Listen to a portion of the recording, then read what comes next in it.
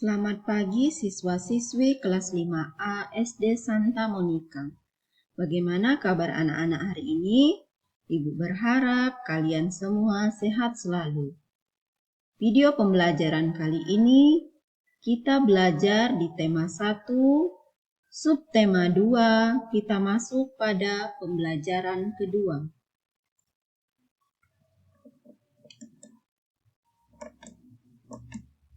Apa yang akan kita pelajari hari ini? Ya, yang pertama kita akan belajar tentang tulang anggota gerak atas dan bawah. Yang kedua, kita akan belajar tentang ide pokok. Yang ketiga, kita akan belajar tentang gambar ilustrasi. Tulang disebut sebagai alat gerak pasif karena tulang merupakan bagian yang digerakkan. Otot disebut sebagai alat gerak aktif karena otot dapat berkontraksi, bertindak sebagai penggerak. Tulang-tulang dalam tubuh manusia bersambungan dan tersusun secara teratur membentuk rangka. Berikut adalah gambar rangka manusia.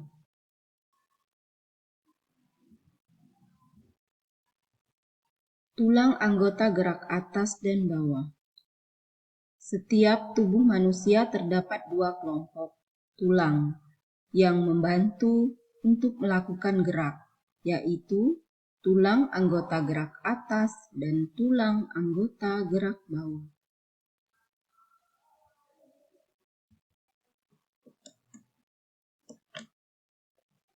Tulang anggota gerak atas.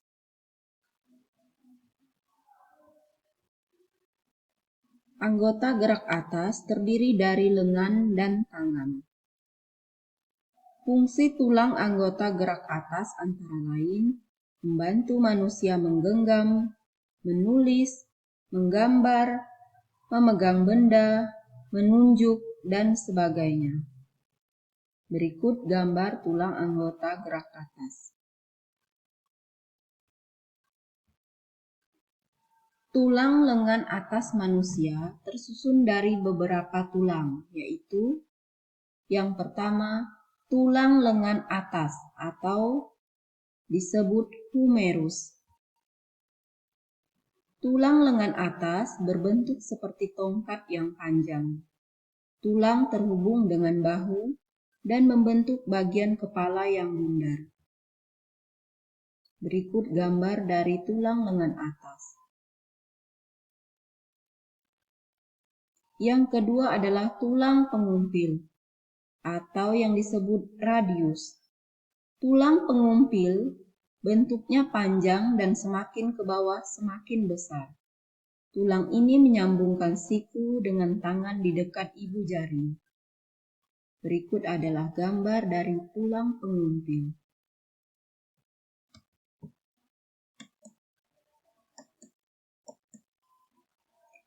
Selanjutnya adalah tulang hasta atau yang disebut dengan ulna. Tulang hasta bentuknya panjang dan letaknya sejajar dengan tulang pengumpil. Ya, berikut adalah gambar tulang hasta. Selanjutnya adalah tulang pergelangan tangan atau yang disebut karpal. Tulang pergelangan tangan tersambung dengan tangan pengumpil dan hasta. Tulang ini terdiri dari 8 buah tulang. Berikut gambar dari tulang pergelangan tangan.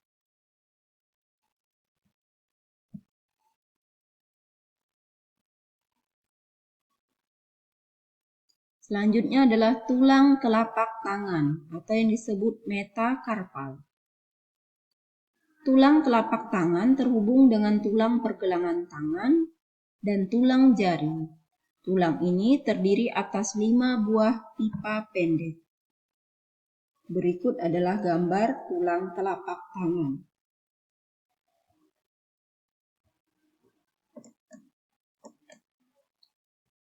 Yang kedua, tulang anggota gerak bawah. Kalau tadi kita sudah belajar tentang tulang anggota gerak atas, sekarang tulang anggota gerak bawah. Anggota gerak bawah manusia terdiri dari kaki. Fungsi tulang anggota gerak bawah antara lain membantu manusia berdiri, berjalan, berlari, memanjat, menendang, dan sebagainya.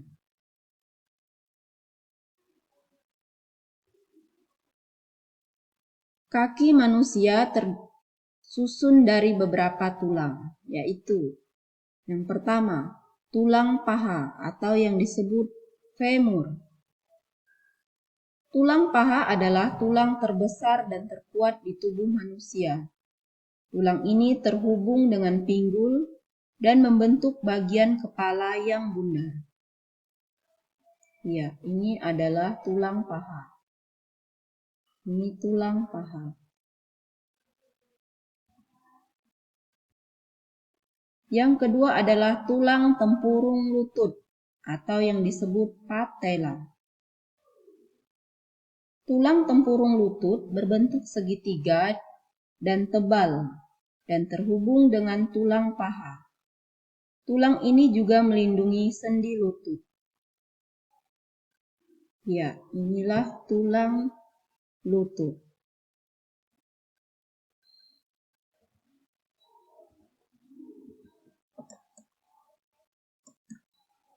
Selanjutnya adalah tulang kering atau yang disebut tibia. Tulang kering bentuknya panjang, letaknya di tungkai kaki. Ya. Ini adalah tibia, gambar tibia. Selanjutnya adalah tulang betis atau nama lainnya adalah fibula. Tulang betis juga panjang dan letaknya sejajar dengan tulang kering. Ya, sejajar dengan tulang kering ya. Ini fibula dan ini tibia. Selanjutnya adalah tulang pergelangan kaki atau disebut tarsal. Terdapat tulang yang melekat pada tulang betis dan membentuk pergelangan kaki. Dan di bawah tulang itu ada tumit yang tersambung dengan tulang lain. Ya, ini adalah tulang pergelangan kaki. Selanjutnya adalah tulang telapak kaki atau yang disebut dengan metatarsal. Tulang telapak kaki terdiri dari 5 tulang panjang yang menghubungkan ke jari. Ya. Ini di sini ada metatarsal, gambar metatarsal.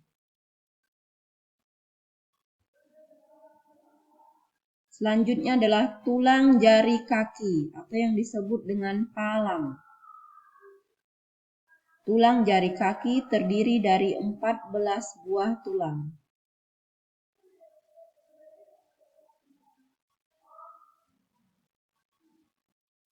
Selanjutnya, kita akan belajar mengolah informasi berdasarkan ide pokok paragraf. Beragam informasi dapat kita peroleh saat membaca sebuah paragraf atau teks. Dari beragam informasi tersebut, ada sebuah informasi utama yang disampaikan dalam teks, yakni melalui ide pokok teks. Ide pokok merupakan inti atau dasar permasalahan dari suatu teks. Ide pokok berisi gagasan dasar penulis dalam menyusun sebuah teks. Oleh karena itu, ide pokok dalam teks sering juga disebut pokok pikiran atau gagasan utama teks. Untuk menentukan ide pokok pada suatu teks bacaan, terlebih dahulu harus membaca teks secara keseluruhan dengan seksama, barulah mencari kalimat utama dari teks tersebut. Dalam sebuah paragraf atau teks, ide pokok dapat dijumpai pada kalimat utama. Setelah menemukan kalimat utama dari teks tersebut, barulah ide pokok dari teks dapat ditentukan. Dengan mengetahui ide pokok suatu teks, kita akan lebih mudah mengetahui inti atau maksud utama yang disampaikan dalam sebuah teks bacaan. Selanjutnya, kita akan belajar tentang gambar ilustrasi pada sampul buku. Setiap buku pasti selalu dilengkapi dengan sampul atau cover. Sampul buku atau cover merupakan bagian terluar sebuah buku. Biasanya, gambar ilustrasi yang menggambarkan atau mewakili isi buku secara keseluruhan. Sehingga pada saat membaca buku, sebenarnya isi dari sebuah buku sudah dapat kita terka atau kita prediksikan sebelumnya berdasarkan cover buku tersebut. Berikut adalah contoh gambar cover buku.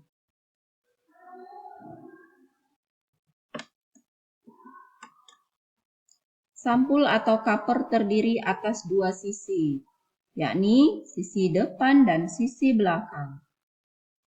Kedua sisi ini saling mendukung dan melengkapi, serta menguatkan isi dari buku. Sampul yang baik harus bisa menarik rasa keingintahuan seseorang untuk membaca buku secara keseluruhan. Ya, berikut adalah contoh cover buku dari sisi depan dan sisi belakang.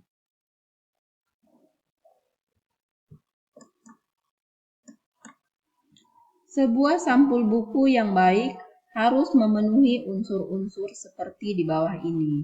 Yang pertama, judul dengan pemilihan jenis huruf yang menarik dan mencolok. Kalimat penjelas judul yang singkat dan mudah dipahami. Nama penulis, identitas penerbit, menyertakan gambar yang menarik. Serta terdapat sinopsis isi buku pada sisi belakang. Iya, ini adalah contoh sampul buku. Baik anak-anak, sekian video pembelajaran hari ini. Terima kasih, selamat belajar, Indeum.